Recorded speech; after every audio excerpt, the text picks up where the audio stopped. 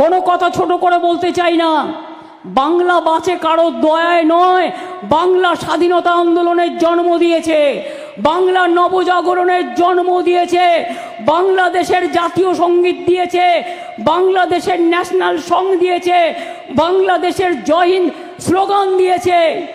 আর বাংলা রবীন্দ্রনাথ ঠাকুর, বিদ্রোহী কবি নজরুল, একেবারে নেতাজি সুভাষচন্দ্র বোস থেকে, ঈশ্বরচন্দ্র বিদ্যাসাগর থেকে, রাজা রামমোহন রায় থেকে, ক্ষুদিরামের কথা মনে আছে? ফাঁসি মঞ্চে যাওয়ার আগে বলেছিলেন, একবার বিদায় দে মা, ঘুরে আসি, হাসি হাসি পড়ব ফাঁসি, দেখবে ভারতবাসী। তখন তোমরা কোথায় ছিলে? ইংরেজদের দালালি করছিলে? তখন তো তোমাদের দল জন্মগ্রহণও করেনি। কোথায় ছিলে? যারা দেশের জন্য দিয়েছে বলিদান, আর অত্যাচার করে ভাষা সন্ত্রাস করে এটা দিচ্ছ তোমাদের প্রতিদান। মানব না, ভাষার উপর অত্যাচার মানব না। সব ভাষা ভালোবাসি, কিন্তু রবীন্দ্রনাথ ঠাকুরের ভাষার উপর অত্যাচার হলে শুনবো না, নজরুলের ভাষার উপর অত্যাচার হলে শুনবো না, বিদ্যাসাগরের ভাষার উপর অত্যাচার হলে শুনবো না, নেতাজির ভাষার উপর অত্যাচার হলে শুনবো না, মাতঙ্গিনীর ভাষার উপর অত্যাচার হলে শুনবো না, মানব না। আমার বাউল ভাইরা আছেন কেন?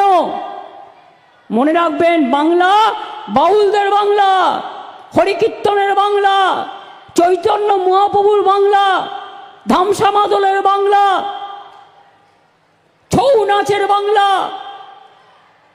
রাঙামাটির বাংলা।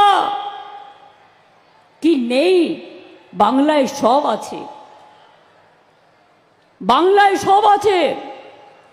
সেই বাংলাকে নিয়ে যদি কেউ মনে করেন বাংলাটাকে তুচ্ছ করবেন, তাচ্ছিল্য করবেন, তাহলে জেনে রাখুন আমরা জীবন দিতে রাজি আছি, কিন্তু ভাষার ওপর অপমান, আমাদের মনীষীদের ওপর অপমান, আমাদের বাংলার মাটির ওপর অপমান আমরা সহ্য করব না, সইব না, সইব না, সইব না। বিজেপি, তোমার কথায় উত্তর দিলাম, তুমি কি সইবে না?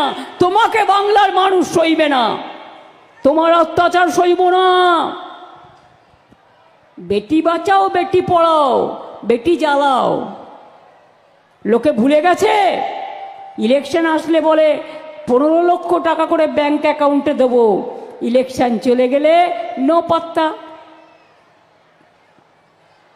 ইলেকশন আসলে অমুক দেঙ্গে তমুক দেঙ্গে, আর ইলেকশন চলে গেলে